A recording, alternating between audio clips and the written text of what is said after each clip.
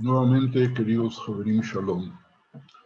Hace apenas 2 meses, como hace unos instantes decía Etel fuera de cámara, iniciamos a hablar del conflicto entre hermanos y en cada encuentro descubrimos más secretos de los que podemos proyectar los principios que la Torá desea a partir de las narraciones y silencios y eso que recién estamos en el principio.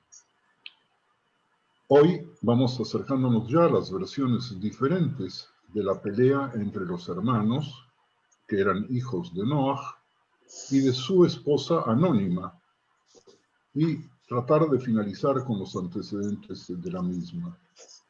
Nosotros tenemos que definir qué fue lo que sucedió entre los hermanos cuando salieron del arca de la Teibá, qué le hicieron al padre y a la madre, qué nos desea enseñar la Torá, qué quieren mostrarnos los Jajamim del Talmud y del Midrash, si hubo pecado, qué pecado hubo, qué pasó con la maldición, si se cumplió el castigo, si hubo arrepentimiento, de qué se tenían que arrepentir. Si el caso es un caso aislado o es un caso universal, y estamos hablando de las personas que eran los sobrevivientes del diluvio que nosotros llamamos hoy diluvio universal. Recordemos, Javerín, que a lo largo de la historia los Jajamim, con sus interpretaciones, buscaron poner en primer plano las enseñanzas relevantes. ¿Para quién? Para nuestras preocupaciones, para las preocupaciones contemporáneas. Para ello crearon nuevas formas de pensar el ser humano y el cosmos, tomando pequeñas señales de la Torá. Pero lo que ellos querían dilucidar a partir de esas pequeñas señales, estableciendo doctrinas y estableciendo toda una estructura de pensamiento, estaba destinado no solamente para su generación, sino está destinada también para la nuestra. Paradójicamente, los Jajamim desarrollaron una nueva teología constructiva. ¿Y cómo lo lograron? Precisamente al deconstruir una serie de dicotomías que estructuran siglos antes y desde la era de la Ilustración hasta nuestros días. Y usé el término deconstruir, pese a que Derrida comenzó a usarlo recién a mediados del siglo pasado, en realidad en la primera mitad del siglo pasado, enseñando las diferentes significaciones de un texto que pueden ser descubiertas, las significaciones, descomponiendo la estructura del lenguaje dentro del cual está redactado. E incluso las dicotomías entre historia y naturaleza, hombre-mujer, judaísmo y paganismo, cuerpo y alma, y la humanidad, y el resto de las criaturas no humanas, por nombrar solo algunos, al tiempo que desenterramos hebras subversivas en esa misma tradición que sugieren una cosmovisión alternativa y que podrían servir para reorientarnos hacia un judaísmo vacío de judaísmo. Voy a tratar de traducir en un lenguaje más comprensible lo que acabo de decir. Los Jajamín, con sus interpretaciones, lo que querían era llegar a nosotros para que aprendamos de cada una de estas narraciones que hay debajo de esa alfombra, y utilizaron una infinidad de métodos, incluso la deconstrucción de las contradicciones, la deconstrucción de las palabras, de las frases, y repito que la técnica del deconstruccionismo es realmente nueva, y estoy hablando de un trabajo que hicieron los Jajamim hace 1700 años, o 1800 años, o 1900 años. Y entonces fueron buscando esos secretos, los choques, las contradicciones, y qué más contradicciones encontraban, más jugo les sacaban. Yo creo que nosotros en estos 8 encuentros vamos aprendiendo a hacer el mismo método, el mismo sistema. Por lo tanto, no nos tenemos que asustar con lo que vamos a descubrir hoy, como no, debimos habernos asustado con lo que deconstruimos en los encuentros anteriores. Como siempre, antes de tocar el tema, abordaremos primero los antecedentes para descubrir una vez más la brillantez del pensamiento de los Jajamín, de su lógica, de su metodología, y pensar juntos, ustedes, conmigo, nosotros, si la censura en el tratamiento de estos temas en los colegios, en algunas yeshivot, en las prédicas y en los sermones de los rabanim, se justifica o no. Para ello necesito vuestra ayuda más que siempre, porque si nosotros nos plegamos a mantener el velo que oculta lo que nuestros jajamim y lo que nuestra Torah nos quiere decir, estamos traicionando un mandato, porque no vamos a poder sacar las conclusiones prácticas que cada uno de esos temas y subtemas nos traen a quienes, a nosotros, a los que vivimos en el año del calendario gregoriano 2020. Para cumplir con lo anunciado en el promo de esta semana, voy a salir de la metodología que estoy usando y les presentaré lo que comúnmente se conoce como la maldición de Caín, que no se le otorgó al propio Caín, sino que Noah lo maldijo indirectamente a través de su hijo Kenan. De todas maneras, ustedes todos ya saben o se lo imaginan, o víctimas de la censura de los maestros tienen una parte oscura de lo que sucedió en realidad cuando los tres hermanos se encontraron después del diluvio, chocaron entre ellos y ahí pasó algo. Que la Torá lo dice que simplemente que vieron la desnudez del padre. Pero el Talmud deduce posibles explicaciones. Una atribuida al rabino Abba Arija y la otra al rabino Shmuel. Y esas explicaciones nos dicen lo siguiente. Lo que Ham le hizo a Noah para justificar la maldición, dicen en Sanedrín, Gemara Masejet Sanedrín, en el folio 70a, dice lo siguiente, según Abba Arija, Ham castró a Noah.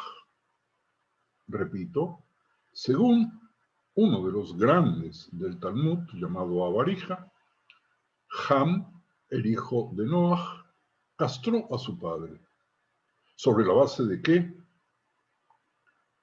Dado que Noah maldijo a Ham por su cuarto hijo Canaán, sigue diciendo la Gemara que Ham debe haber herido a Noah con respecto a un cuarto hijo, porque cuando el hijo castra al padre, le priva de la posibilidad de tener un cuarto hijo. Noah tuvo nada más que 3. Hasta aquí está claro.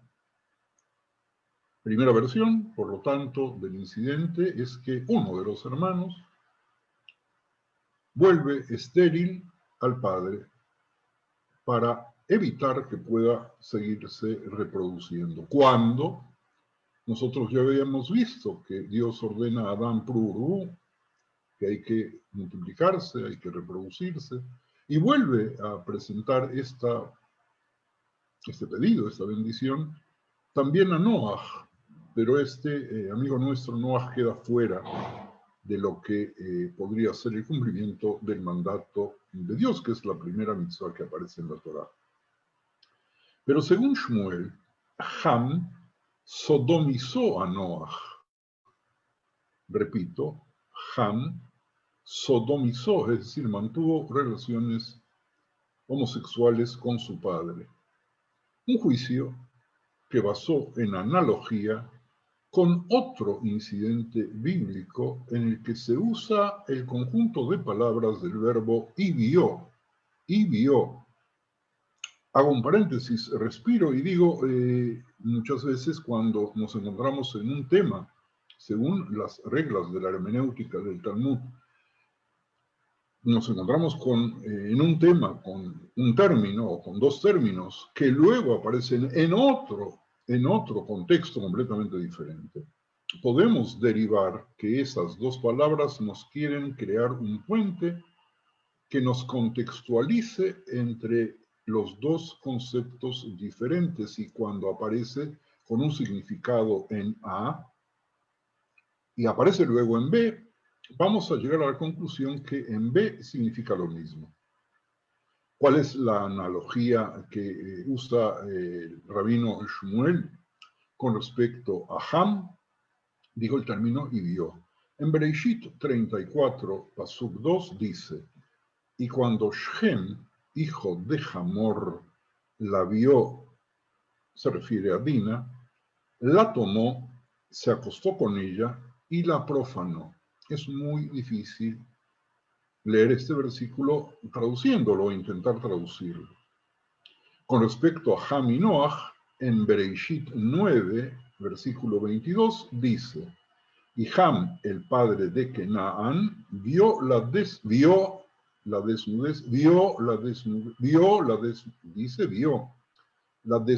de su padre, y se lo dijo a sus dos hermanos que estaban afuera. Y Shem, versículo siguiente, y Shem y Jafet tomaron un manto, lo pusieron sobre ambos hombros y retrocedieron y cubrieron la desnudez de su padre. Y sus rostros estaban hacia atrás y no vieron, es decir, no vieron la desnudez de su padre. ¿Cuál fue la desnudez de su padre? Qué grave es que de pronto un hijo haya visto al padre desnudo y le haya avisado a sus hermanos, que fueron con tanto respeto yendo en reversa para no ver la desnudez de su padre. ¿Y qué quiere decir la desnudez de su padre?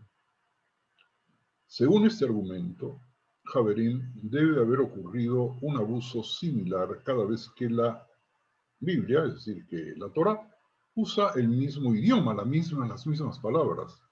El Talmud concluye que, de hecho, se cometieron ambas humillaciones, es decir, que el Talmud va mucho más lejos y termina el concepto de lo que sucedió entre los hijos de Noah, por lo menos entre uno de sus hijos y el padre, refiriéndose a que hubieron dos humillaciones o ambas humillaciones: la desnudez, la castración o la relación sexual homosexual. Aunque la historia pueda tomarse literalmente, en tiempos más recientes, algunos estudiosos han sugerido que Ham pudo haber tenido relaciones sexuales con la esposa de su padre. Es decir, que ahora tenemos nosotros una tercera interpretación que vamos a tratar de ampliar para ver de dónde podemos deducir esto de lo cual prácticamente no se habla. Según esta interpretación, Kenaán está maldito por haber sido el producto de la unión ilícita de Ham con la esposa de Noaj, es decir, de Ham con su madre. Nosotros en una de las reuniones anteriores afirmamos que la esposa de Noaj es la madre de la humanidad. En realidad, es una segunda Javá, madre de todos los que viven. Seguramente en nosotros, que somos sus descendientes, deberíamos saber quién era ella y por qué merecía ser salvada de la maldición del diluvio. Me estoy yendo del tema, pero no me estoy yendo del tema muy lejos. Se la menciona en la narración del diluvio y se salva únicamente porque era parte de Noaj y por lo tanto permanece en el anonimato sin identidad. Es decir, esa mujer no tenía ningún mérito para salvarse, pero si Noaj no hubiera tenido una mujer, no hubiera podido seguir reproduciéndose, pero resulta que lo que estamos estudiando hoy es que no se pudo reproducir. Vamos entonces a la pregunta acerca de qué pelearon los hermanos. Si nuestros encuentros están bajo este título, sin que aparezcan, como en otros casos, sus peleas detalladas en los versículos mismos de la Torá, como en el caso de Caín y Abel. Ustedes recuerdan, hace unas semanas atrás, no muchas, nos preguntamos, ¿por qué Caín mató a Abel? Y recuerden ustedes que hay un pasuk donde falta un diálogo que desaparece como si alguien lo hubiera recortado y lo hubiera quitado de ahí. Y entonces es el mismo Talmud el que llega a la conclusión que la pelea que tuvieron los hermanos Caín y Abel se debían ¿a qué? Quizás peleaban por una cuestión religiosa. ¿Qué quiere decir una cuestión religiosa? Que unos alegaban que en su tierra se iba a construir el templo. La humanidad está cansada de conflictos religiosos, de guerras por la religión. Y quizás ese sea un preanuncio de que no deben haber guerras por la religión. Otro de los sabios del Talmud dice que en realidad estaban peleándose por las mujeres. Ustedes se recordarán, según lo que habíamos comentado, que simultáneamente con Hebel nacieron varias mujeres pero muy bonitas, y Caín alegaba de que le correspondían. Estamos hablando en un tiempo en el cual las relaciones dentro de la familia pareciesen no haber sido obviamente regladas, y eso nos abre a nosotros la posibilidad de pensar que quizás las narraciones estas nos llevan a prepararnos psicológicamente a los mandatos de la Torah de ciertas mitzvot, y que la Torah está escrita de manera tal de que, ya lo habíamos dicho también, en lugar de ser un código penal, o un código civil o un código comercial, empieza con una larga narrativa de casos que nos permiten a nosotros irnos preparando para sentir la obligación de la creación de un código penal o de códigos de diferente tipo para evitar que ciertas conductas irregulares que pueden llevar a la destrucción del mundo se repitan. Peleaban por las posesiones. ¿Se acuerdan que habíamos dicho uno alegaba que la tierra le pertenece y el otro que los semovientes y lo que sobre la tierra está le pertenece? Por lo tanto le decía, pues no te puedes parar en este pedazo de tierra, y el otro le decía, tu ropa me pertenece. O peleaban sobre la pelea que es mucho más común en todos los días de la historia.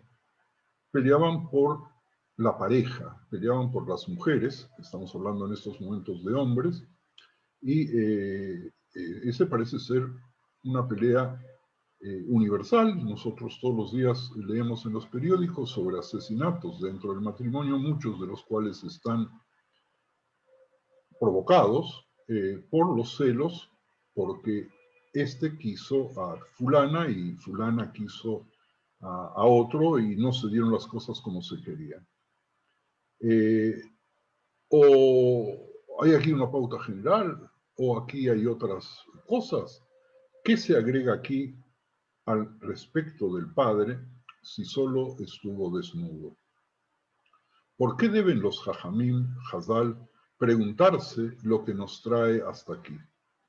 Habíamos visto la semana pasada, dedicamos prácticamente toda la sesión para hablar del post-trauma, y habíamos hecho una comparación del post-trauma con lo que sucede en nuestros días de pandemia, en los cuales nos encontramos en trauma, y que cuando salgamos vamos a salir con un post-trauma cuyo resultado no vamos a poder adivinar hoy de cómo va a resultar. Hoy hablaba yo con un técnico que vino a casa para arreglar un desperfecto en la instalación eléctrica, y hablábamos sobre la cantidad de invitados para las bodas después que se supere la pandemia, y el buen señor me dijo, no va a cambiar nada. Así como antes de la pandemia se invitaba, y yo decía, pero se invitaba, la gente se quedaba endeudada. Me decía, no, cada uno de los invitados pagaba su bocado. Entonces le dije, ¿qué significa eso de que tú vas a una boda, como si fuera un restaurante, muy malo, por cierto, a escuchar muy mala música, por cierto, y pagas lo que consumes, o por lo menos lo que crees que cuesta lo de consumo. Y él me aclaró, no, si se trata de alguien muy cercano, le sumo 200 shekel. Es decir, de que la pregunta que yo le planteaba, simplemente por curiosidad, era si la pandemia nos va a servir de algo o cómo vamos a reaccionar nosotros al post-trauma. Y habíamos visto que Noah y sus hijos habían pasado no por una situación traumática, sino por dos o por tres. Y la situación traumática la vamos a ver en unos minutos más, pero no vamos a hablar hoy de ella. La pregunta es, ¿por qué Hazal deben hacer este tipo de interpretaciones y deconstrucciones para llegar a estas conclusiones? Y aquí aparece otro tema que tampoco nosotros profundizamos cuando estudiamos Bereshit, cuando estudiamos la primera parte de Bereshit, porque estamos en el inicio del libro. Y es la figura de los Nefilim. Ustedes escucharon la palabra Nefilim. Nefilim textualmente quiere decir los caídos del cielo. Los caídos del cielo aparecen posteriormente en otras culturas también. En el texto aparecen como los hijos de Dios o el hijo de los dioses. Bueno, estaban antes del diluvio y aparecen después del diluvio. Paramos aquí un segundito, vamos a retomarlo como siempre. Noah tuvo otros hijos después del diluvio, o esa omisión nos indica que no. Y gracias a esa omisión, que no habla de los siguientes hijos de Noah, convence a los jajamín que tienen que comenzar a especular acerca del incidente de su desnudez para encontrar el secreto de por qué Noah no tuvo otros hijos. Y la pregunta que quedó sin contestar es si la mujer y los hijos de Noah se salvaron porque lo merecían o porque Noah solo no hubiera podido procrear a la humanidad. La Torá nos habla de Noah como tzadik, un justo, pero no nos habla de los hijos y no nos habla de su mujer, aunque la nombra sin nombrarla tantas veces.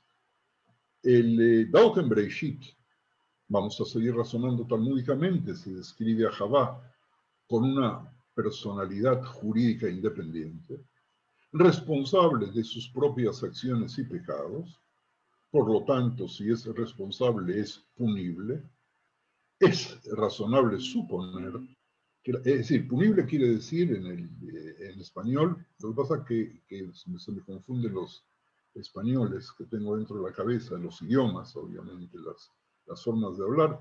Es decir, si una persona es responsable, pues es responsable también de recibir el castigo. Entonces, si Javá, con su transgresión, estaba capacitada jurídicamente para recibir un castigo, es razonable de suponer que la segunda Javá, es decir, la esposa de Noah, debería ser una personalidad también independiente del segundo Adán. Es decir, nosotros pensamos que somos hijos de Adán y Javá, pero en realidad somos hijos de Noah y Anonymous. No el Anonymous, otra vez, no me quiero desviar. Y aparece algo muy interesante, que es la identificación de una mujer llamada Naamá, descendiente de Caín, como esposa de Noah. La identificación de Naamá, descendiente de Caín, como esposa de Noah, resuelve su desaparición estructural, así como el problema teológico mencionado anteriormente. Vamos a avanzar otro poquito más, pero no mucho. El rabino Naftali Tzvi Yehuda Berlin enseña en su comentario a Amek Davar sobre Bereshit 4:32 que lo que era bueno en Caín se estableció en el mundo a través de Naamá, de esa mujer. Y él tuvo el privilegio de unirse, Caín, en la supervivencia del mundo con su descendiente Shet, que fueron el propósito de la creación. De Eber no hubo descendencia. ¡Oh, la, la! Pues entonces ahora nos encontramos con algo muy interesante. Nosotros que nos creíamos que éramos hijos de Adán y Javá, y que yo hace un rato acabo de afirmar con tanta certeza y con tanta fuerza que en realidad somos hijos de Noaj y anónimos, en realidad somos todos hijos de Caín. De Caín y quien se encontraba por allí, casi de la misma familia. El mundo desciende, por lo tanto, también de Caín. De Abel no hubo descendencia, pero los hijos de Caín y los Nefilim corrompieron la tierra. Cuando nosotros decimos que el diluvio se debió producir, lo digo en hebreo porque leemos en la Torah Vatimale haaretz Hamas, dice textualmente Vatishajeta haaretz lifnei Elohim Vatimale haaretz Hamas. Hace unos años yo intentaba traducir la palabra Hamas con el nombre de la organización terrorista y la tierra se fue corrompiendo delante de Dios porque se llenó de Hamas. ¿Y qué es Hamas? Rashi, cuando trata de explicarnos qué quiere decir Batishajet Haaretz, es decir, que el mundo de alguna forma se estropeó, dice Lashon Erva Va'avodah Zara, que la decadencia del mundo se debió a dos razones. Una, a relaciones sexuales que no se debían tener y al paganismo. Ibn Ezra nos dice que la palabra Hamas es asalto, robo, despojar uno al otro de sus bienes. Y normalmente en las escuelas se traduce cuando se enseña este capítulo de Hamas de que la tierra estaba corrupta porque uno no respetaba la propiedad privada del otro. Pero el mismo Ibn Ezra dice que cuáles eran los despojos, cuáles eran los robos, cuáles eran los hurtos. Dice, porque los hombres tomaban a las mujeres por la fuerza. Alala. Es decir, de que nosotros nos encontramos aquí con un fenómeno muy interesante, que el diluvio se produjo por las violaciones de los humanos.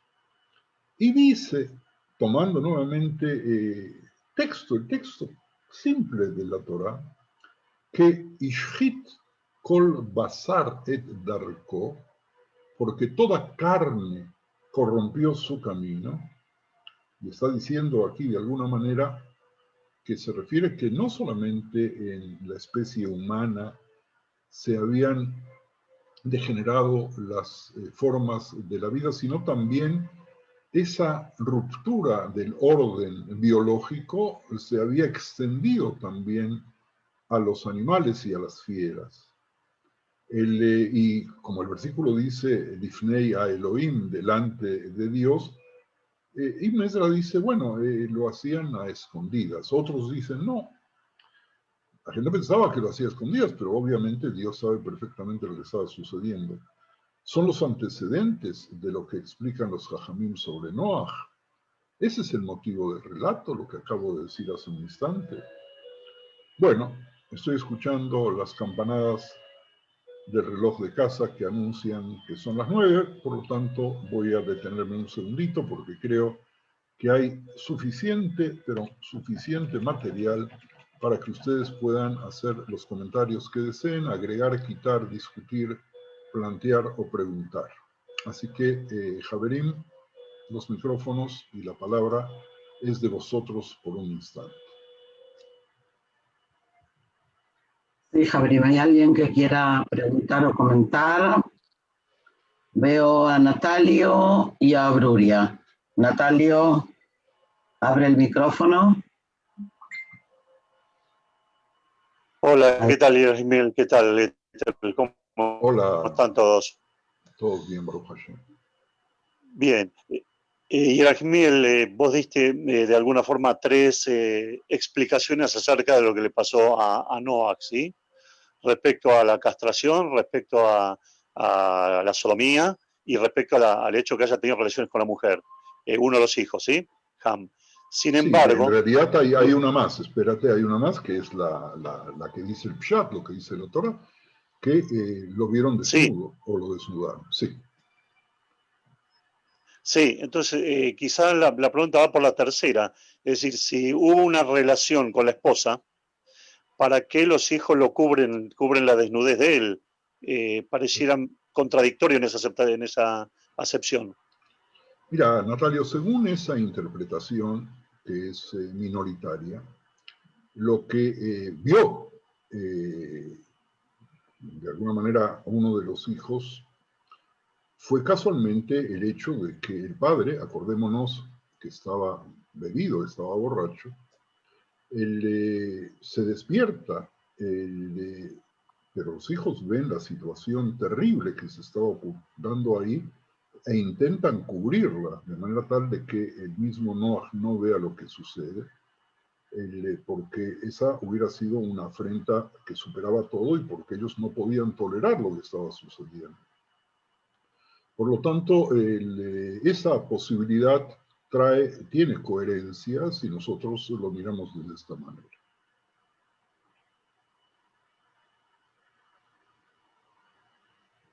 Bacallá. Hola, Rafa. Realmente aquí lo que estamos viendo por todos los acontecimientos que han sucedido, que se supone que realizó Ham, realmente lo que había era una lucha por reproducirse. O sea, atacaban, o sea, violentaban a las mujeres y todo, y desde la castración de Noah, todo era una cuestión de reproducción, ¿no? Mira, aquí tenemos que ver sobre lo que tú estás planteando dos cosas. ¿Qué sucedió antes del diluvio y qué sucedió después del diluvio? Como estamos hablando ahora después del diluvio, lo que tú planteas es una posibilidad, pero muy clara. La primera es que lo castraron porque no quería que tuviera más hijos. Por lo tanto, los que naciesen después iban a ser sucesores de quien lo castró.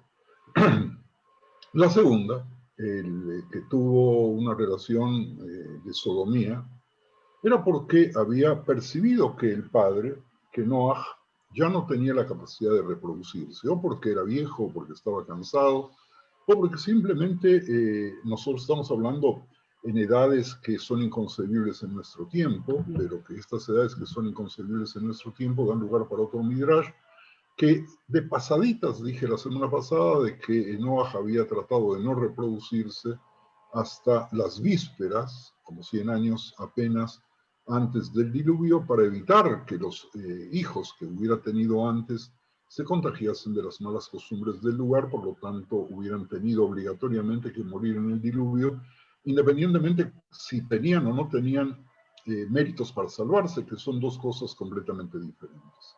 Entonces, en ese caso es anular al padre, es tratar al padre de objeto, de objeto sexual nada más, porque de todas maneras no sirve para nada.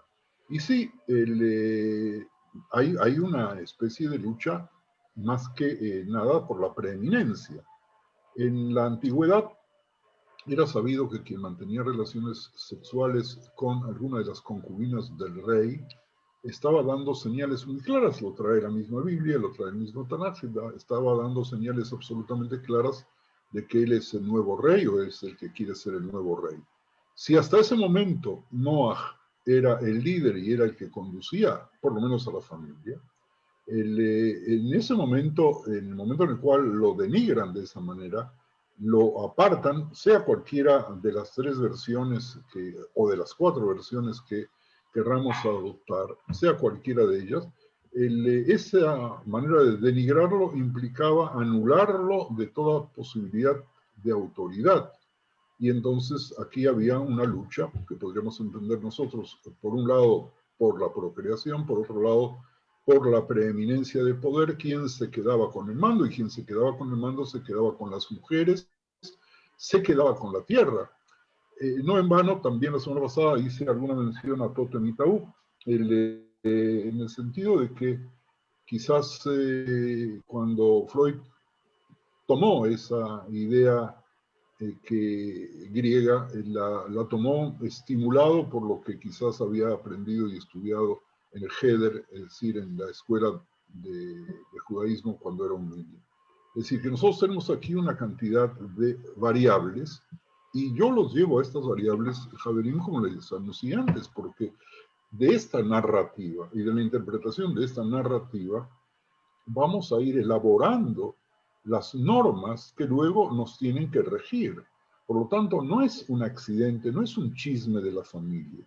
No nos importa saber qué pasaba entre las sábanas de Noah, sino lo que nos importa es poder llegar a la conclusión, a partir del relato, de la gravedad de la situación moral que se puede dar si no se respetan aquellos principios fundamentales que después para nosotros se convirtieron en un tabú absoluto, que es el tabú de incesto, y que de alguna manera permite que nosotros como civilización sigamos, porque si no existiese la prohibición de incesto, la búsqueda de macho y de hembra se hubiera realizado siempre bajo los techos de la misma casa. Y es decir, de que de esa manera, en la búsqueda de la posesión del ser humano, hombre, mujer, por lo general nosotros pensamos que se trata de mujer, estamos diciendo de que en ese momento estábamos dispuestos a matar para poder tener el uso del objeto, entre comillas, que era la mujer a los ojos de esta civilización. Por lo tanto, aquí estamos viendo de alguna manera el parangón con lo que había sucedido con Caín y Abel. Sí, De todas formas, las mujeres son objeto hasta para los nefilim. El tema de los nefilim todavía no lo hemos desarrollado, pero me va a gustar de que me permitan unos instantes más para poder llegar al tema de los nefilim, porque de esa manera nosotros vamos a poder entender un poco más profundamente de qué va. Alisa pidió la palabra y también Peter. Sí, hola a todos. Hola. Rab, hay algo que es como me angustia un poco, que tiene que ver con lo que explicaste acerca de antes el Mabul y después, ¿no? En esto que comentás respecto a lo moral, ¿no? Porque pareciera como no haber aprendido, ¿no? Es decir, hay corrupción y corrupción moral antes del Mabul, por lo tanto, hay una destrucción, y enseguida después vuelve a aparecer otra vez este tema moral, ¿no es cierto? Aún con la lucha por el poder o la preeminencia, ¿no? Fuiste tú la que la semana pasada hablabas sobre el versículo que el hombre nace malo desde su juventud, y entonces tú quieres conducirnos ahora hacia allí. No, es cierto que yo dije eso en el shiur pasado. Lo que pasa es que todo el tiempo, digamos, del hoy, del aquí y el ahora, tengo siempre la sensación de que ponemos como en palabras esas normas, pero que nos cuesta mucho el cumplimiento desde la concepción moral. Entonces eso es lo que me angustia, ¿no? Perfecto, me parece muy bien, para eso están las normas, pero nosotros en el judaísmo tenemos la posibilidad de arrepentirnos y de, es decir, todos los seres humanos, no solamente los judíos tienen posibilidad de arrepentirse, pero el arrepentimiento en nosotros está metido tan profundamente y está no en vano, cada vez en Yom Kippur volvemos a decir las mismas oraciones como si no hubiera pasado nada, y hay tanto desarrollo literario sobre la Teshuvá porque en definitiva lo que me propongo y lo que el texto habla por sí mismo sin necesidad de hacer ningún esfuerzo es Aleph. El ser humano es corrompible. Bet. Los castigos a veces no dan efecto. Si es que no se produce un cambio profundo en la persona. Gimel. Nosotros estamos ante un mensaje, como dije hace 20 minutos atrás, que nos viene a enseñar a nosotros, a mí, a ti, y a todos los que estamos aquí en estos momentos reunidos, y a todos aquellos que van a escuchar después, y aquellos que no nos van a escuchar nunca, de que tenemos que encontrar aquellos elementos que Dios espera que encontremos para que nuestra conducta sea una conducta, valga la palabra, humana, humana en el sentido de B'Tselem, porque nosotros fuimos construidos a la imagen, a una imagen de ética y de moral. Sí, Pedro. Sí. Básicamente lo que quería interjectar es de que a mí me parece de que el problema de Noah con Ham era de que durante la Tevá Noah estaba con depresión, y por el hecho de que estaba con depresión no tuvo relaciones con la mujer. Los Jajamim dicen al revés. ¿Por qué? Por el hecho de que no, el mundo estaba deprimido, no tuvo relación con la mujer. Lo que yo estoy diciendo es al revés, porque él estaba deprimido de lo que pasó en el mundo, por eso no tuvo relaciones con la mujer. Cuando salió de la Tevá, Dios le dijo, no te preocupes, nunca lo voy a hacer más. Por lo tanto, Dios le prometió que no va a pasar de vuelta y que no esté deprimido. Anda a tener hijos y comenzar el mundo de vuelta. Pero Noah no pudo salir de la depresión, y por eso es que hizo el viñedo, porque pensó que el alcohol lo va a sacar de la depresión. Y el alcohol, en vez de sacarlo de la depresión, lo hizo más deprimido. Cuando Ham vio de que el padre ya no tiene salida, Ham dijo, bueno, es el momento que yo tengo que tomar la lideranza como hijo mayor, y él va a tener hijos con la esposa de Noah, que era su madre. Cuando los otros hijos vieron lo que estaba haciendo, no estaban de acuerdo. Dijeron, eso es una ofensa a tu padre, y no puedes ofender a tu padre.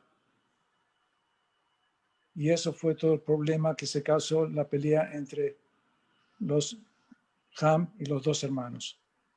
Genial, Pedro. Nosotros habíamos visto, no sé si asististe también, el tema, creo que sí, el tema de la depresión y el post-trauma. Y lo dices de una manera súper magistral. Y voy a agregar sobre lo que tú dijiste con respecto a lo del alcohol, que podríamos dedicarle no uno, sino 30 shurim, a que el alcohol tomado un poquito quizás hubiera sido una especie de incentivo para Noah de quitarlo de la depresión. Yo ahora trato de comentar lo que dijo nuestro amigo Pedro hace un instante. Pero tomado en exceso no hizo más que profundizarlo. Ahora, recordemos, Javerín, que hay otro incidente en la Torah donde hay alcohol.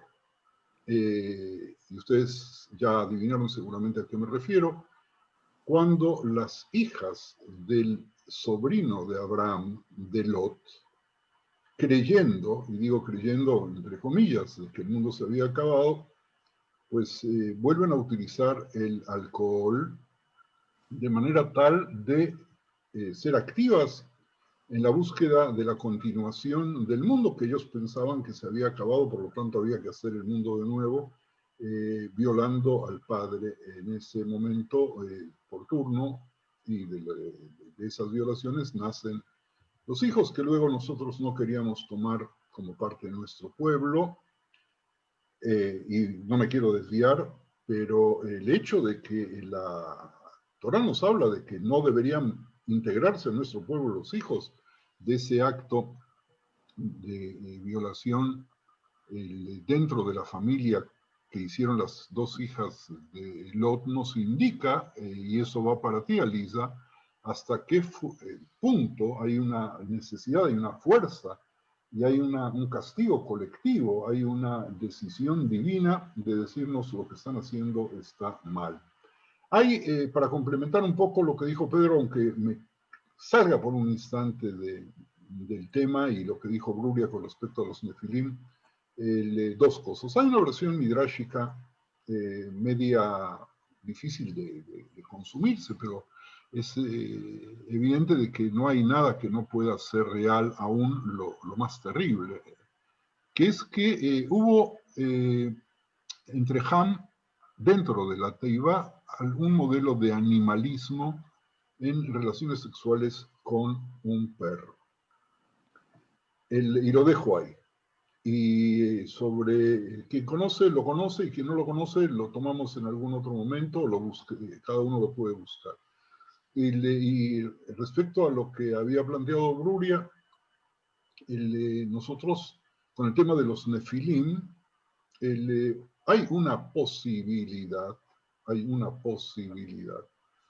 que los nefilim, que hay, podemos hablar mucho porque los nefilim, acuérdense dónde vuelven a aparecer. Antes del diluvio estaban los nefilim, los hijos de Dios. Después del diluvio, nosotros no oímos de ellos, pero resulta que cuando los espías, es decir, los meraglim, los exploradores, van a ver la tierra de Israel, ¿y qué encuentran? Dice, a nefilim, están ahí los nefilim. Nosotros traducimos a los nefilim como personas de gran altura, y hay quienes definen a los nefilim así. Tengo más adelante apuntado retomar el tema, pero se me está yendo el tiempo, quiero volver a plantear esto, y que hay por ahí algún tipo de relación, de los nefilim con la familia de Noaj. Pero lo vamos a dejar por un instante porque si Dios quiere lo vamos a retomar más adelante. Y punto. Hubo un chat que no alcancé a leer, sí, creo que de Shmuel. A ver si lo puedo leer ahora. No tomaba para olvidar. Le preguntaron para olvidar qué, contestó, ya se me olvidó. Shmuel, pórtese bien, cuídese. Muy lindo chiste, seguimos. ¿Alguien más? Sí, Galia quería preguntar o decir algo. Va a callar. No, creo que ya está todo, pero creo que es importantísimo, a mi criterio, el énfasis que hace la Torá en el Pasuk 18, cuando dice Ham era el padre de Cnam, y después a continuación, Ham, el padre de Cnam, vio la desnudez de su padre. Y tal como dijiste vos, Yerasmiel, no nos puede quedar eso suelto en el análisis. Inclusive me hizo recordar cuando ya Abraham, ya en tiempos de Abraham, y Abraham necesita esposa para su hijo Isaac, le prohíbe Dios elegir mujeres de la tierra de Canaán. Y lo mismo Jacob, su madre, le dice, andate a la casa de mi hermano, de acá no va a haber esposa para vos. Como que ya está acá sentando el precedente por qué Dios no quiere para su descendencia gente de Canaán, ¿no? Galia, tú me estás provocando y deberías saber de que yo tengo fusibles muy delicados. Ay, perdón. Y entonces voy a tener que caer en la provocación. Es evidente de que este suceso y lo que tú acabas de decir quizás nos esté indicando que nosotros, los descendientes de Abraham, tenemos derecho sobre quienes estaban antes que nosotros en una tierra que se llamaba Canaán. Canaán. Es decir, vamos un poco más lejos todavía de lo que tú planteaste. Sí, es cierto, absolutamente cierto, que de alguna manera nosotros no debemos acercarnos a los cananeos y que cuando nosotros, la Torá nos dice y nosotros nos alarmamos tanto de cómo la Torá tan terriblemente autoriza castigar incluso a los cananeos, limpiarlos al precio que fuese, para evitar que nos contagiemos. Porque el contagio sería llevarnos de regreso a la época prediluviana.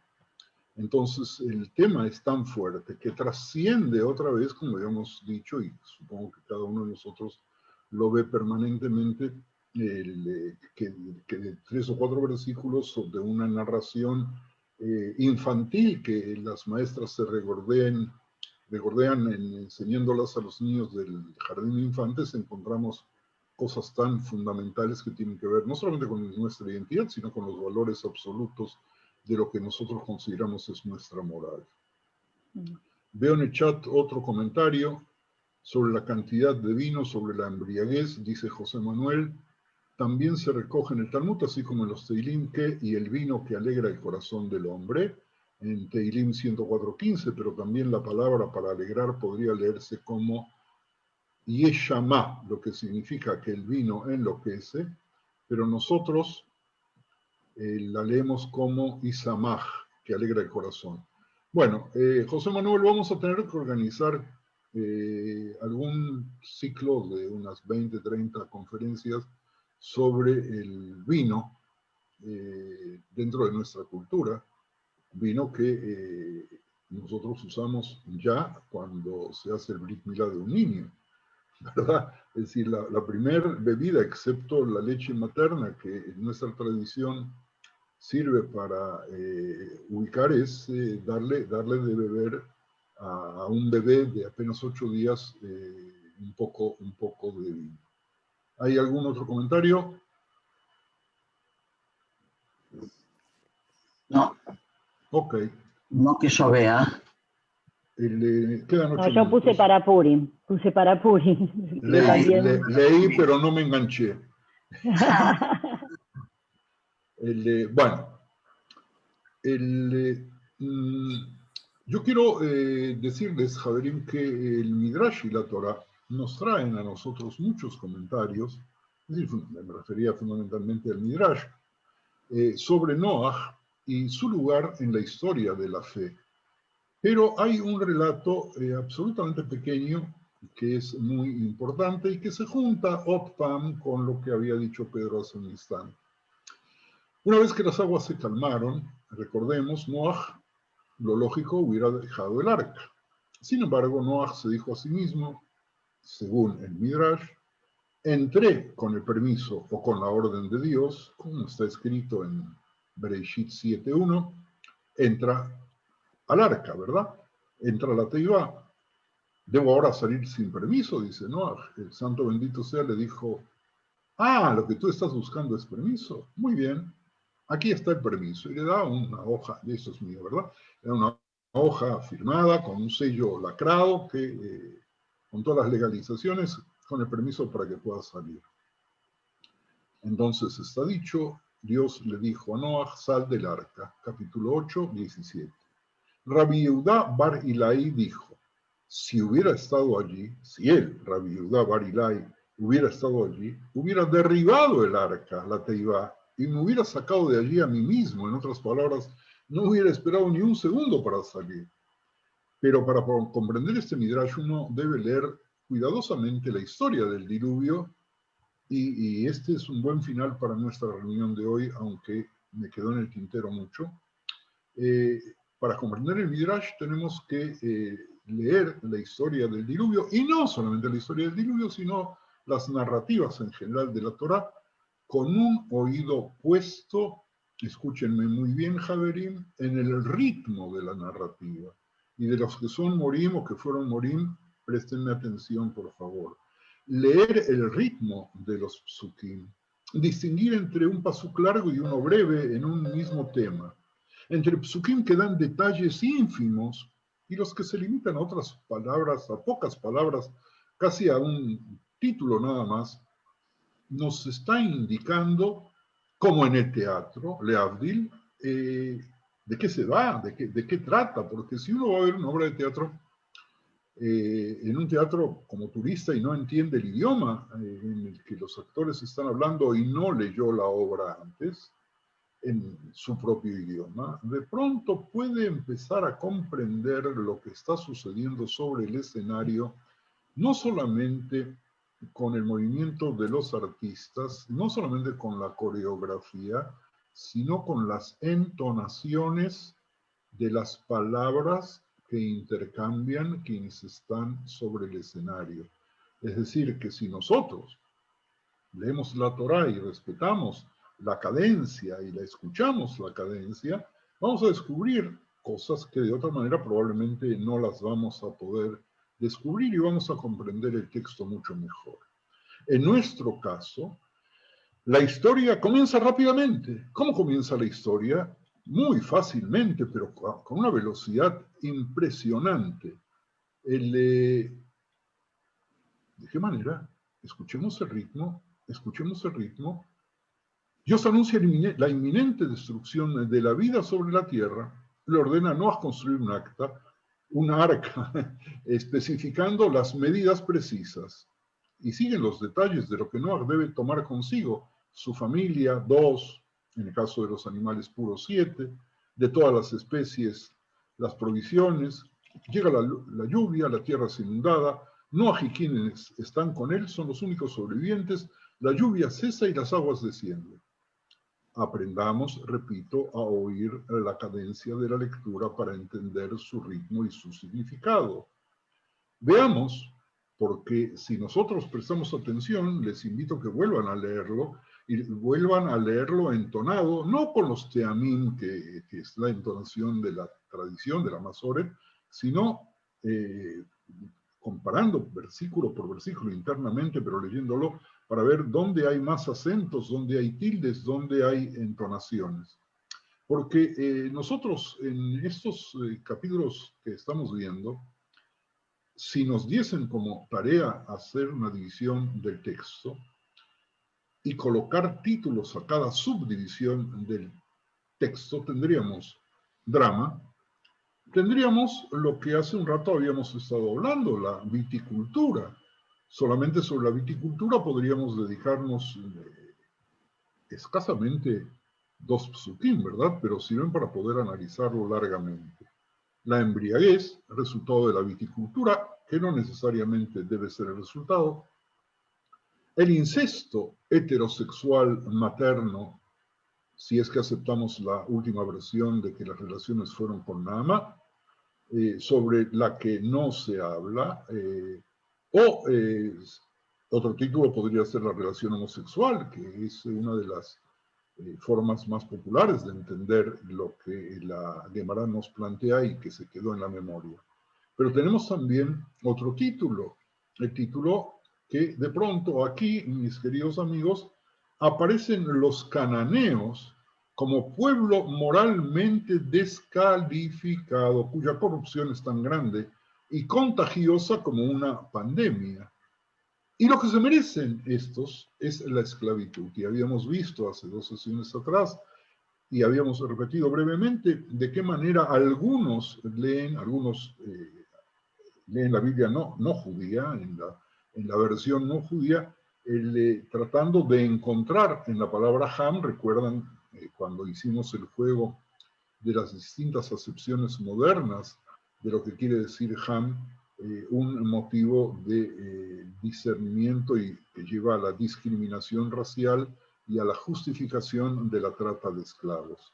La primera vez que la Torá menciona a los hijos de Noaj es en relación con nombrar a los descendientes de Noaj, que era un hombre justo, que era irreprensible en su época, que caminó con Dios, Bereshit 6:9, al grado tal de que algunos de los grandes intérpretes dicen que era profeta. Sin embargo, estas descripciones no se aplican a los 3 hijos de Noaj, aún antes de encontrarnos con lo que hemos visto aquí, lo que significa que uno o más de sus hijos posiblemente podrían estar involucrados en la iniquidad, la misma que en Bereshit 6:11 hace que Dios en 6:13 acabe con toda carne. Entonces Dios promete no volver a destruir el mundo, habiendo aprendido la lección de que los designios de la mente del hombre son malos desde su juventud, tal cual como Alicia lo había dicho la semana pasada y lo repitió hoy, de Bereshit 8:21, y Dios bendice a Noaj y a sus hijos Shem, Ham y Yafet, y de manera significativa les ordena, y ahí vamos a ti, Bruria, ser fecundos y multiplicarse y llenar la tierra, en Bereshit 9:1. Y este mandamiento repetido 2 veces tiene sentido en este contexto, dado que el diluvio ha creado una tierra despoblada y desolada. Sin embargo, este mandamiento de ser fructífero, diseñado por Dios para revertir los efectos del castigo que había infligido al destruir toda la vida en la tierra, excepto el remanente pequeño de Noaj y su familia, produce una transgresión sexual continua y se repite la corrupción moral análoga a la presenciada antes del diluvio, cuando los seres divinos vieron lo hermoso que eran las hijas de los hombres y tomaron esposas entre las que les agradaban. Estoy hablando de los Nefilim. Aconteció que cuando comenzaron los hombres a multiplicarse sobre la faz de la tierra y les nacieron hijas, cito textualmente Bereshit, que vieron los hijos de Dios, los Nefilim, que las hijas de los hombres eran hermosas, tomaron para sí mujeres, escogiendo entre todas, dice Bereshit 6.2, léanlo por favor. Y yo cierro mi participación aquí con mi traducción de los hijos de los dioses. ¿Quiénes eran esos seres divinos? No le cuenten a nadie, no me citen, Javerín.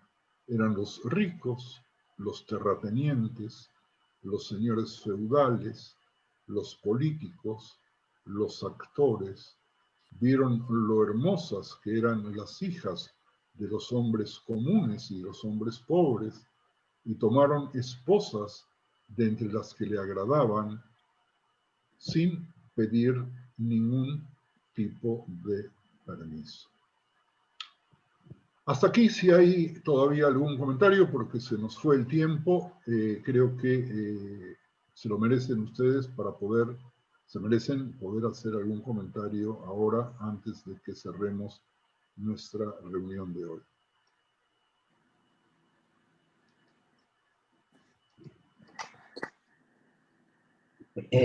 Pedro. Básicamente, no me acuerdo quién, pero uno de los Rishonim dice de que Nefilim eran Malojim que cayeron del cielo. Ángeles, sí. Ángeles que cayeron del cielo. Y hoy en día los escritores de science fiction, no sé cómo se dice en español, science fiction. Ciencia ficción. Ciencia ficción, escriben de que eran de otros planetas, de otras galaxias que cayeron en este mundo. Esos mismos Rishonim a los cuales hace referencia Pedro, le dice que esos ángeles fueron, yo lo voy a decir a mi forma de hablar, les dieron un puntapié desde el cielo y los tiraron a la tierra porque siendo ángeles se habían comportado en forma incorrecta. Y entonces no merecían estar con los ángeles, sino encontrar gente par. Y llegan aquí a la tierra y hacen cosas terribles que si queremos y si podemos, o vamos a verlo otra vez, y si no, seguimos con nuestro texto. ¿Alguien más aparte de Pedro? Gracias. ¿Alguien más? Galia, Bruria. Bueno, de ahí, a mí me parece que esa interpretación, si bien se lee en las interpretaciones de la Torá, el hecho de los ángeles caídos es muy visto dentro de la cultura cristiana, me parece, ¿no? Verdad, verdad. Eso.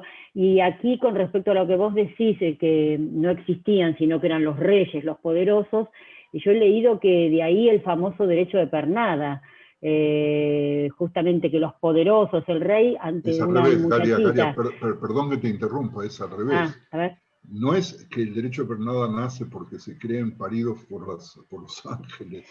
No, que justamente los reyes que tenían el derecho de las mujeres a la hora de casarse. Los señores se adjudicaban. Adjudicaban el privilegio de tener el primer contacto con un... No, eso estoy diciendo. Que eso de hecho, llegó a América esto. Por eso, esto ha llegado a América con la conquista y todo se siguió manteniendo. Se siguió manteniendo, incluso estamos en vísperas de Hanukkah, y algunos opinan, Ay, sí.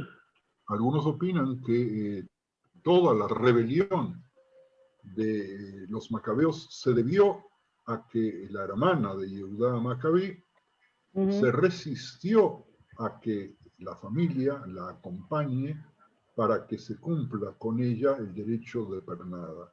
Tal Y cual. el relato sobre Hanukkah que se va a retomar y seguramente lo va a desarrollar en su clase especial sobre Hanukkah, plantea sobre esta mujer que se subió sobre la mesa y dijo, bueno, paro aquí, pero búsquenlo o escúchenlo después, pero se negó y desafió a los hermanos que estaban dispuestos, ya se habían acostumbrado que el derecho de pernada es algo común, por eso es tan peligroso y por eso es tan importante que la Torah y los Jajamim nos traigan este tipo de interpretación, Javerim, porque de ahí nosotros aprendemos lo que está bien y lo que está mal antes de la legislación y vemos cómo pese a todo no se terminó de aprender. Y cuando yo medio cínicamente hablo de los políticos y de los actores y hablo de los etcétera, etcétera, lo hago simplemente porque la situación del aprovechamiento de los poderosos, y ustedes saben lo que está sucediendo, bueno, todo lo que sucedió casualmente con una pareja de judíos, que fue lo que hizo explotar más que nada la rebelión y el hablar tanto en estos momentos de la trata de mujeres, en la cual políticos y príncipes participaron activa o pasivamente. Creo, Javerín, que se nos fue el tiempo y bueno. Perdón, Julito. Perdón, Rabbi Gasmiel, ¿se puede? Ya empezaste, no te voy a interrumpir, Hola. menos a ti. Venga, Sí. Shlomo. Estamos pasadísimos. Bueno, dos cositas. El primer caso está el de Oc, cuyo único objetivo era casarse con Sará. Y el segundo caso se dice de que Ribka, el día que Jacob lo encontró en el pozo de agua, ese día estaba ella preparada, ¿no es cierto?, para pasar por el feudal. Bueno, quedamos aquí. Shlomo, muchas gracias por tu aporte. Javerim, a todos, muchas gracias. Y bueno, si Dios nos da salud y vida, nos encontramos la semana próxima, recordando única y exclusivamente de que no hay ni una letra de más en el texto de la Torá y que nuestros jajamim no en vano se llamaron jajamim porque eran jajamim y utilizaron sistemas de interpretación tan buenos, tan profundos, geniales, que hasta el día de hoy nosotros le podemos seguir sacando jugo. Muchas gracias y muy buenas noches. Gracias, Rab. Gracias por todo.